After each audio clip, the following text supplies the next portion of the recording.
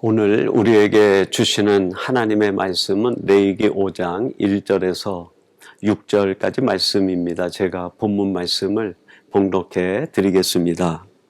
만일 누구든지 저주하는 소리를 듣고서도 증인이 되어 그가 본 것이나 알고 있는 것을 알리지 아니하면 그는 자기의 죄를 져야 할 것이요 그 허물이 그에게로 돌아갈 것이며 만일 누구든지 부정한 것들 곧 부정한 들짐승의 사체나 부정한 가축의 사체나 부정한 곤충의 사체를 만졌으면 부지중이라고 할지라도 그 몸이 더러워져서 허물이 있을 것이요 만일 부지중에 어떤 사람의 부정에 닿았는데 그 사람의 부정이 어떠한 부정이든지 그것을 깨달았을 때에는 허물이 있을 것이요 만일 누구든지 입술로 맹세하여 악한 일이든지 선한 일이든지 하리라고 함부로 말하면 그 사람이 함부로 말하여 맹세한 것이 무엇이든지 그가 깨닫지 못하다가 그것을 깨닫게 되었을 때에는 그중 하나에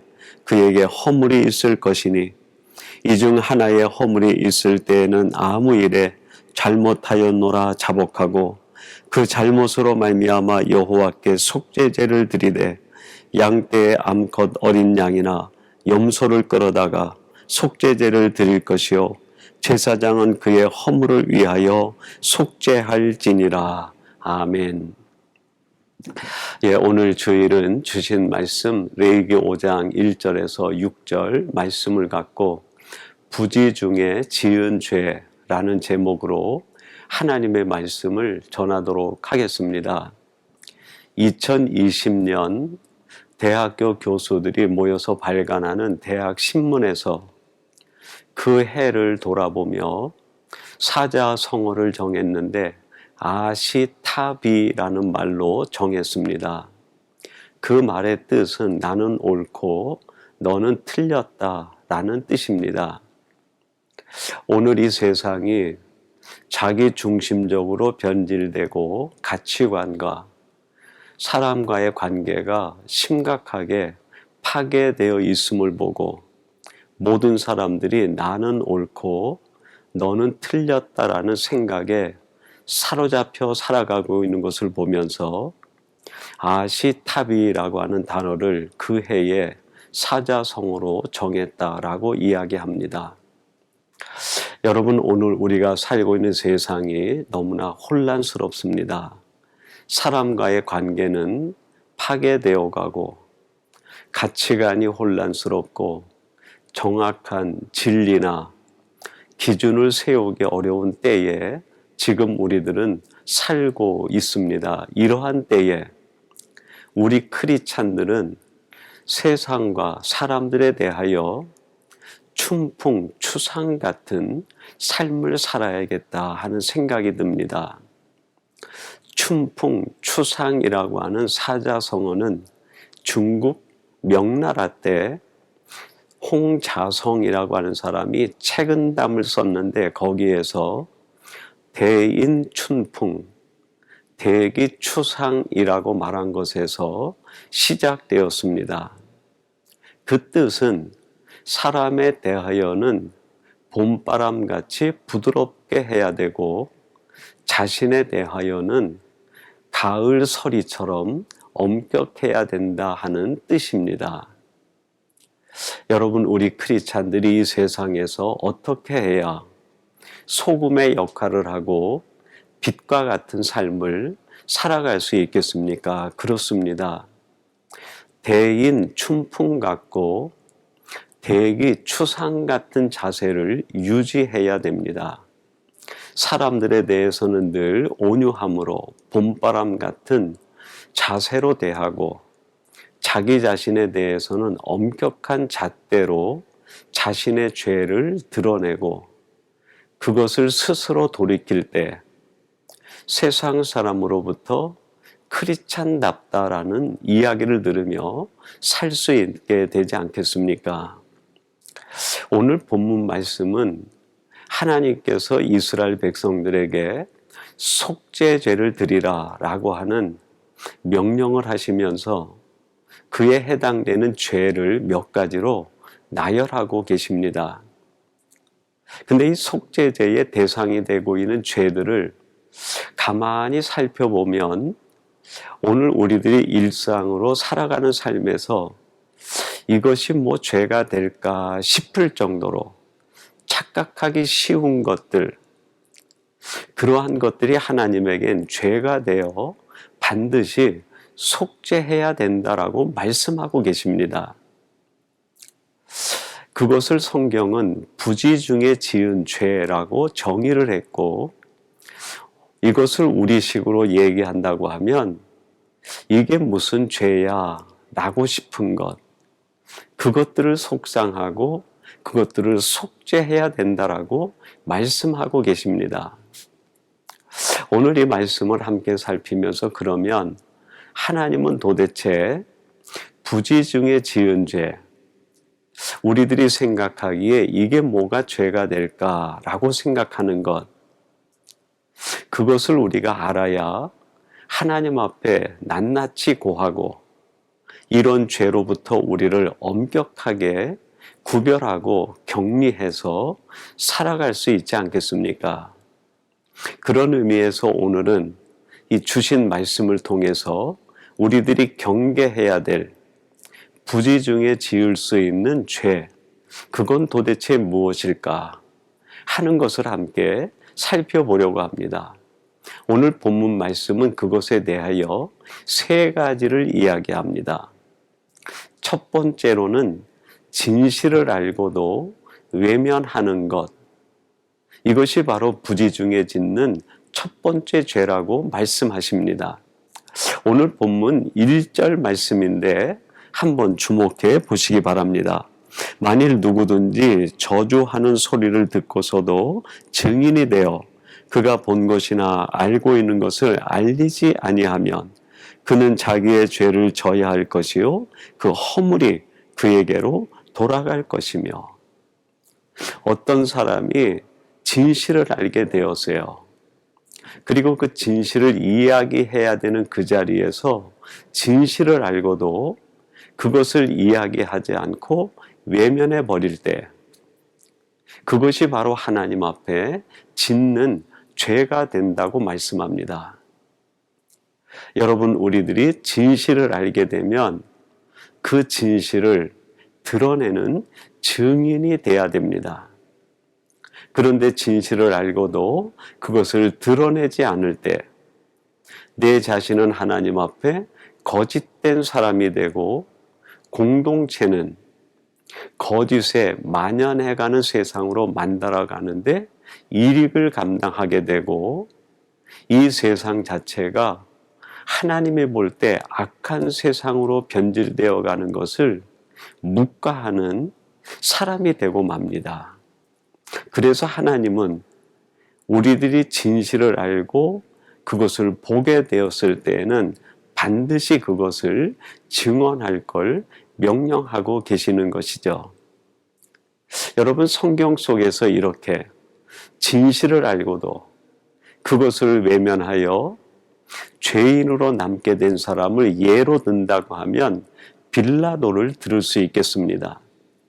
마가복음 15장 15절에 이런 말씀이 나옵니다. 빌라도가 무리에게 만족을 주고자 하여 바라바는 놓아주고 예수는 채찍질하고 십자가에 못 박히게 넘겨주니라 그랬습니다.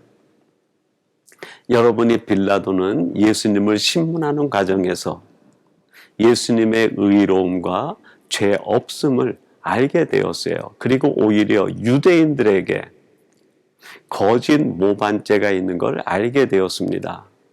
그래서 타협을 하게 되죠. 바라바를 놓아줄까? 예수를 놓아줄까? 그때 무리들이 예수가 아니라 바라바를 선택했을 때 빌라도의 최종 결정은 어떤 결정입니까?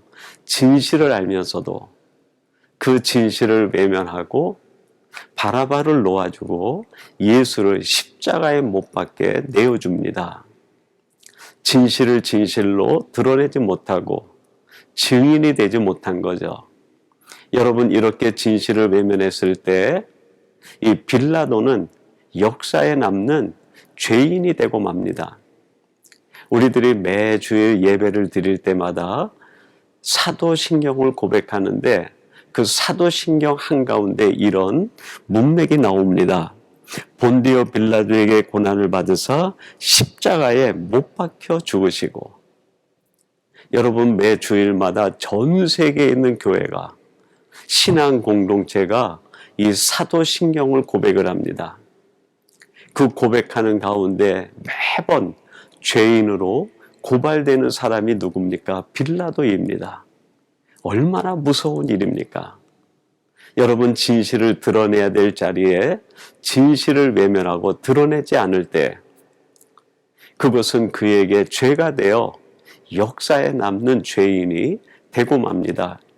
오늘 이 말씀을 나누는 사랑하는 성도 여러분, 여러분들은 여러분이 진실을 알게 되었을 때 그 진실을 바르게 드러내므로 하나님 앞에 의롭다 인침을 받는 성도들이 되시기를 주님의 이름으로 축원합니다. 두 번째로 부지중에 짓는 죄, 그것은 하나님의 관점으로 보지 않는 것을 이야기합니다. 오늘 본문 말씀 2절입니다. 만일 누구든지 부정한 것들 곧 부정한 들짐승들의 시체나 부정한 가축의 사체나 부정한 곤충의 사체를 만졌으면 부지중이라고 할지라도 그 몸이 더러워져서 허물이 있을 것이요. 오늘 본문 2절에 보면 하나님께서 부정한 것들에 대하여 정의를 하시고 그 종류를 이야기했습니다. 하나님이 보실 때 부정한 것, 그걸 말씀하신 거죠.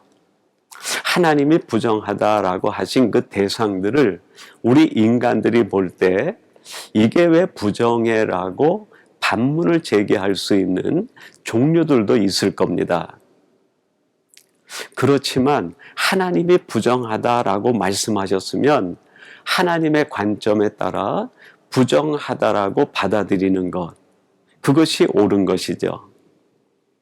그런데 사람들이 하나님이 부정하다라고 하나님의 관점에서 선포했음에도 불구하고 자신이 보는 관점에서 이게 왜 부정해라고 만졌을 때, 즉 하나님의 관점을 부정할 때 그것이 곧 부지중에 짓는 죄가 된다라는 말씀입니다.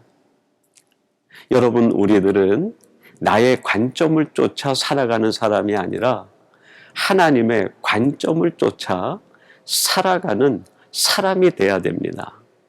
그것이 의로운 것이고 그것이 바른 것이죠. 제가 한국에 있을 때 들은 유머 가운데 아주 재미있는 유머가 있습니다.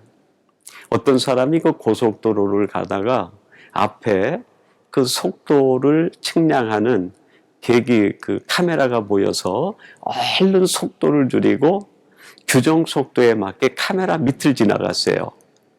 근데 그 밑을 지나가는 순간에 찰칵하고 사진이 찍히는 그것이 느껴졌어요. 내가 분명히 안전속도로 지나갔는데 왜 카메라가 찍히지? 의아해서 혹시 카메라가 고장이 아닌가? 생각을 하고 다시 돌아와서 이제는 완전히 속도를 줄인 뒤에 그 밑을 지나가는데 또 번쩍하면서 카메라에 자신이 찍히는 거예요. 이건 틀림없이 저 카메라가 망가진 거야. 확증을 갖기 위해서 다시 돌아와서 세 번째 속도를 완전히 줄이고 이제는 카메라 밑을 지나가는데 역시나 번쩍하고 자기가 찍힌 거예요. 이제 이 사진, 이 찍힌 결과물이 자기에게 돌아오기만 하면 그걸 가지고 가서 따질 심산이었습니다.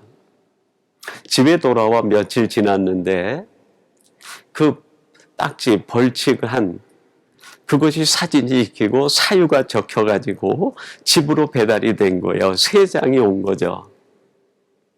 근데 거기에 찍힌 그 벌칙 사유에는 이런 말이 쓰여 있었습니다. 안전벨트 미착용. 이 사람이 그 카메라 밑을 지나갈 때 찍힌 것은 속도 때문이 아니었어요. 자신이 안전벨트를 하지 않은 것이 거기에 보여서 찍힌 거죠. 여러분, 뭘 말하는 겁니까? 사람이 자기가 보는 것과 그 카메라가 나를 보는 것이 완전히 다르다는 거예요. 내가 볼 때 나는 완전한 것 같아도 카메라가 나를 볼 때 실수투성이요, 이 벌칙의 대상이 되는 온갖 죄로 가득한 존재라 하는 것이죠. 잠언 21장 2절에 이런 말씀이 나옵니다. 사람의 행위가 자기 보기에는 모두 정직하여도 여호와는 마음을 감찰하시느니라. 사람들이 스스로 자기를 보기에는 나보다 더 정직하고 완전한 사람이 어디 있어라고 생각한다는 거예요. 그런데 우리의 중심과 마음을 감찰하시는 하나님이 우리를 보실 때 우리들은 허물투성이요, 실수투성이요, 온갖 죄투성이라는 거예요. 여러분, 무엇이 부지 중에 짓는 죄입니까? 그렇습니다. 하나님의 관점으로 보지 않는 것, 특별히 하나님의 관점으로 나를 보지 않을 때 우리의 마음은 온갖 죄악의 온상이 된다는 거예요. 사랑하는 성도 여러분, 하나님의 사람이 된다는 것은 하나님의 관점으로 나를 보며 살아간다는 것을 의미합니다. 오늘 이 말씀을 나누는 사랑하는 성도 여러분들이 하나님의 관점으로 세상을 바라보시고 무엇보다도 자기 자신을 바라보며 살아가는 지혜로운 성도들이 되시기를 바랍니다. 마지막 세 번째로 부지 중에 짓는 죄는 함부로 하는 말입니다. 오늘 본문 4절 이렇게 말씀합니다. 만일 누구든지 입술로 맹세하여 악한 일이든지 선한 일이든지 하리라고 함부로 말하면 그 사람이 함부로 말하여 맹세한 것이 무엇이든지 그가 깨닫지 못하다가 그것을 깨닫게 되었을 때에는 그중 하나에 그에게 허물이 있을 것이니. 함부로 말한 것. 여러분, 우리 사람이 살아가는 삶의 과정에서 말을 하지 않고 살아갈 수는 없을 겁니다. 그런데 하나님께서는 그 하는 말 가운데 함부로 말하고 함부로 맹세하는 것 중에 허물이 있고 실수가 있고 부지 중에 짓는 죄가 있다고 이야기합니다. 그러므로 여러분, 우리들이 이런 부지 중에 짓는 죄를 멀리하기 위해선 우리의 언어 생활을 조심해야 됩니다. 저는 개인적으로 우리 믿는 자들이 언어 생활을 조심한다고 할 때 이런 방법은 어떤가 하는 생각을 갖고 있습니다. 그것은 내가 하는 말을 기도로 바꿀 수 있는가 생각해 보는 거예요. 지금 내가 하는 이 말들을 기도로 바꾸어서 하나님 앞에 할 수 있다라고 하면 그 말은 선한 말일 겁니다. 그러나 내가 하는 말을 기도로 바꿀 수 없는 말이라고 하면 필경 그것은 문제가 있는 말이죠. 분노의 참말, 남에게 비난하고 정죄하는 말. 여러분, 이런 말들을 어떻게 우리가 기도로 바꿀 수 있겠어요? 그러나 사랑의 말, 염려의 말, 그를 위하여 배려하는 말은 얼마든지 기도로 바꿀 수 있습니다. 그래서 우리들이 지혜로운 언어 생활을 하기 위해선 내가 하는 지금 이 말이 기도로 바꿀 수 있는 말인가 생각해 보는 거죠. 저는 이 말에 관하여 이야기하고 생각할 때마다 한경직 목사님이 하신 말씀이 생각이 납니다. 그 한경직 목사님은 평소에 자신의 언어 생활을 통제하는 세 가지 생각을 가지고 있었다고 그래요. 첫째는 사람들과 대화할 때 그 말도 일리가 있다라는 생각이었다는 거예요. 내 생각과 다르더라도 그 말에도 일리가 있다 하는 생각을 갖고 대화를 했다는 거죠.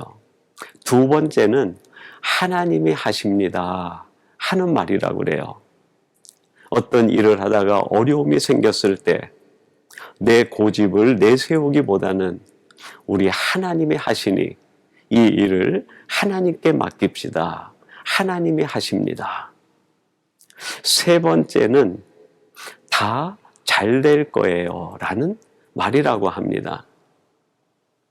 지금이 하는 일들 우리가 볼 땐 어려워서 의견이 갑론을박되지만 하나님이 이 자리에 함께 하시면 하나님이 다 잘 되게 해주실 겁니다. 오래전에 저희 세빈 말씀교회 성도들과 큐티 나눔을 하다가 한 가지 우리가 대화하면서 마음에 동의를 한 것이 있어요. 그게 뭐냐면 사람과의 관계에서 내 뜻과 다를 때, 또 내가 억울한 일, 다른 상황을 만났을 때 내 탓이요라고 마음에 생각합시다 하는 이야기였습니다. 여러분, 오늘 이 세상의 모든 사람들이 아시타비에 생각을 가지고 살아갑니다. 나는 맞고 너는 틀렸다. 이런 시대 속에서 한 사람의 크리스찬으로 살아간다고 하는 것은 이것도 내 탓이고 이것도 나로부터 비롯됐습니다라는 자기 점검이 절대적으로 필요한 거죠. 여러분, 이러한 삶을 살아가기 위하여 하나님께서 오늘 레위기 말씀을 통하여 속죄제를 드리라고 말씀하고 계십니다. 우리들의 삶이 완전하지 않기 때문에 우리가 살아가는 삶의 과정에서 부지 중에 짓는 죄를 반드시 대속하고 속죄함 받으라는 거예요. 사랑하는 성도 여러분, 어찌 우리들이 살아가는 삶에 있어서 완전할 수 있겠습니까? 나는 늘 부족하고 실수가 있고 허물이 있는 사람이라 생각하고 오늘 주신 말씀을 통하여 내 행동을 삼가고 내 생각을 정리하고 내 언어 생활을 반드시 할 때 그만큼 우리는 어제보다 오늘이, 오늘보다는 내일이 더 성숙한 크리스찬으로 세워져 가리라고 확신합니다.